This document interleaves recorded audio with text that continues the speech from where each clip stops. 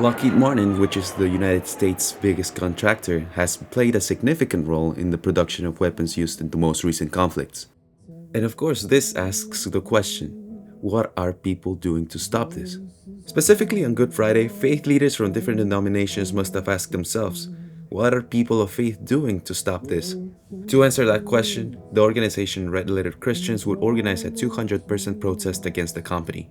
To learn more, I joined Pastor Erich Kussman from St. Bartholomew Lutheran Church to travel from Trenton, New Jersey to King of Prussia, Pennsylvania. What we're doing today on this Good Friday, on where the Stations of the Cross happened and Christ was crucified on the cross, we're standing in solidarity with our Iranian and Palestinian siblings that have been bombed by armaments made by Lockheed Martin. You got people from all walks of life here today. You have Palestinians, you have Iranians, you have Christians, you're gonna have some Muslims, people of just good conscience. Everybody's coming here together to talk about we don't want this war anymore.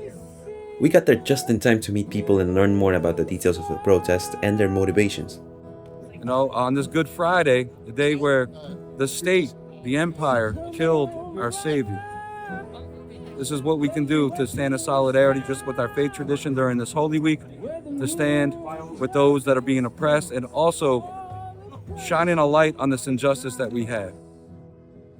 I'm here in order to bear witness to the reality that the United States has been complicit and actually exercising a genocide in Gaza, and also now that is spreading into ethnic cleansing in Lebanon, the terrorization of Iran and multiple places around the world. Lockheed Martin is one of the largest suppliers of munitions for Gaza, the genocide that happened in Gaza, as well as on our border surveillance, and also the munitions that are dropping on Iran right now, all of which have been unjust wars, breaking international law and breaking our own moral codes here in the United States, as well as our laws.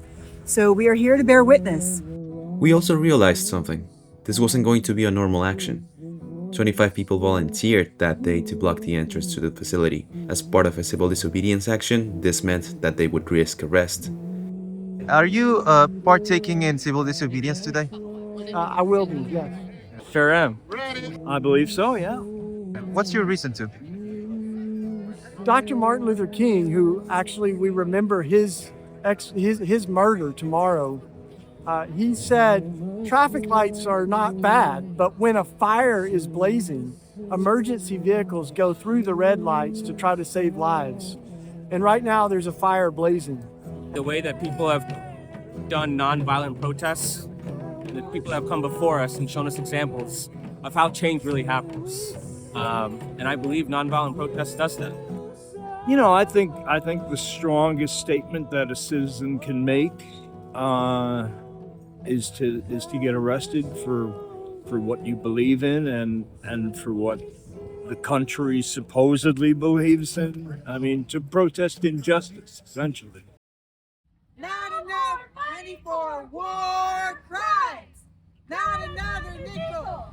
Not another dime. The protesters are now heading to the entrance to the Lockheed Martin facility after a little march around.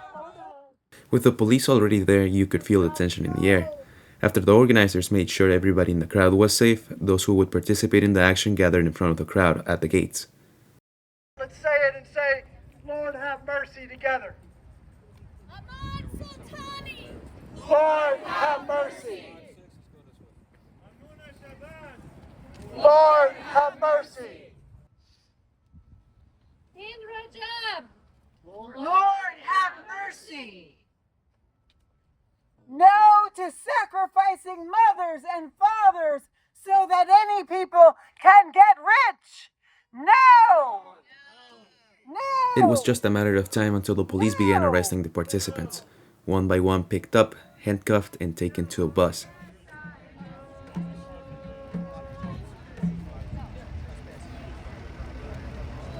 Free, free, free Palestine! Free, free, free Palestine! Free, free, free Palestine! Free, free, free Palestine! Free, free, free Palestine! Free, free, free Palestine! Free, free, free Palestine!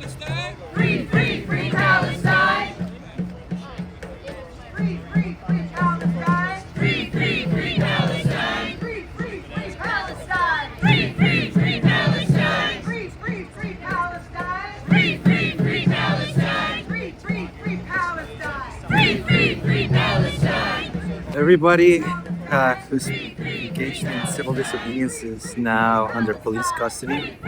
We're going to see where they are right now. We know where the precinct is, and we're going to see what happens. What we didn't know was how soon the participants would be released. Surprisingly, by the time we got to the precinct, everybody was out. That's what I told him. Yeah, let me take a close. Yeah. Ooh, that must have hurt. How do you feel, Pastor? I feel like I'm standing on the right side of history. Even though, this is a quick process, getting arrested by the police. It was a smooth process, but I'd like to go on record because I'm going to take this to trial. And I'm going to use that platform to talk about the injustice of war, bombs, the persecution of Palestine, and the persecution of our Latin siblings. The churches are the silent, the churches are the sleeping giants. Once we wake up, we can change. We are the 66% of this country's makeup. That means the churches need to wake up. The atmosphere was far from grim. In fact, the protesters were happy that they fulfilled their purpose, and that was to send a message. When I see a group of people like today willing to put their bodies on the line and showing up in joy and love, Starting route to Lockheed according to all of our faith, Head west on I'm filled with hope. All in all, Good Friday at Lockheed Martin was a show of people power. Thankfully, handcuffed marks aside, everyone was safe and ready to continue with the struggle and what comes up next. And on a different note, what do you think of ice? Fuck ice. Thank you so much.